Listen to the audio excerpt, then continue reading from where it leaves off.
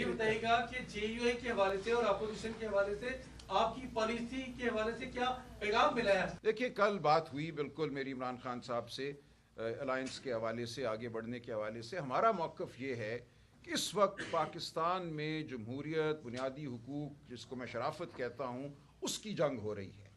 कोई किसी पे एहसान नहीं करेगा अगर वो इस जंग में हमारा साथ देगा। ये हर एक का फ़र्ज़ है कि वो आइन के लिए खड़ा हो, बुनियादी हुकूक के लिए खड़ा हो, वो खा जेयूआई हो या कोई और हो। हमने बिल्कुल दावत दी है, हमने हाथ बढ़ाया है, हमने कहा आइए हमारे साथ चलिए, लेकिन कोई ये हम पे एहसान नहीं करेगा। हम ये हर एक को कह रहे हैं कि यह आपका फ़र्ज़ है, तारीख़ आपको माफ़ नहीं करेगी अगर आप इस लम्हे हमारे साथ ना खड़े हुए, पाकिस्तान की आवाम के साथ ना खड़े हुए। यही इमरान खान का पैगाम है। हम किसी से कोई इल्तिजा नहीं कर रहे, हम किसी से कोई गुजारिश नहीं कर रहे, हम दावत दे रहे हैं बराबरी की बुनियाद पर, एक डिग्निटी की बुनियाद पर। हम कह रहे हैं आओ हमारे साथ चलो। जो पाकिस्तान के अवाम का हक है वो हक हम लेकर रहेंगे। उस हक के लेने में अगर अपना हिस्सा डालना चाहते हो तो चलो हमारे साथ। ये तुम्हारा फ़र्ज़ है, तारीख़ तुम्हें माफ़ नहीं करेगी अगर तुम आज हमारे साथ ना खड़े हुए। ये है हमारा पैगाम।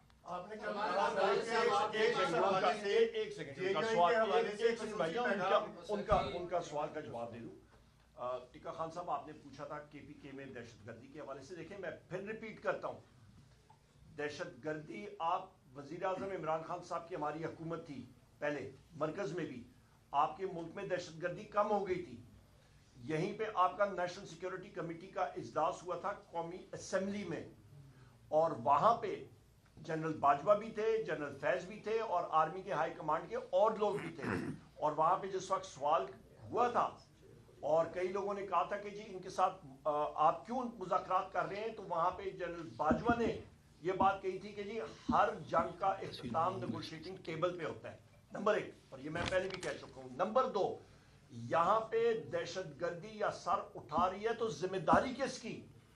वो इदारे किसके कंट्रोल में है? केपी के कंट्रोल, केपी गवर्नमेंट के कंट्रोल में तो नहीं है ना।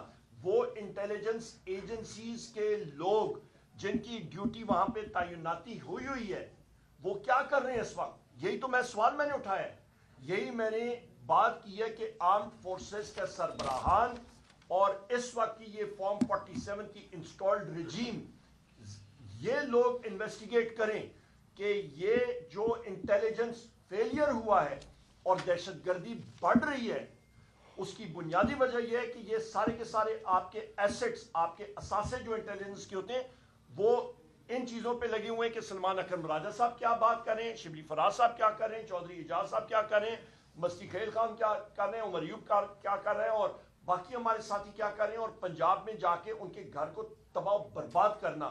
जब ये काम होगा और मिसिंग पर्संस आपके होंगे, फिर इंटेलिजेंस फेलियर होगा। और हमारी डिमांड है कि एक इंडिपेंडेंट कमीशन जरूर फिलफॉर बने, और इंटरनल अकाउंटेबिलिटी इन इंटेलिजेंस एजेंसीज की भी होनी चाहिए, और जो अफसरान इस पे जिनकी गफलत है उनको कोर्ट मार्शल करना चाहिए और चेंज ऊपर से होना चाहिए। आपने कल कहा था कि इमरान खान ने जेयूआई के सरबराह मौलाना फजलुर रहमान के हवाले से खुसूसी मैसेज दिया है। क्या वो मैसेज आप सिर्फ मौलाना फजलुर रहमान को कहेंगे, बताएंगे, या आवाम को भी बताएंगे? कहा क्या उन्होंने? नहीं, मैंने अर्ज कर दिया जी। उन्होंने यही कहा है कि आप बिल्कुल बात कीजिए और आगे बढ़ने की बात कीजिए और इकट्ठे आगे बढ़ने की बात कीजिए, और बात यही करनी है जो मैं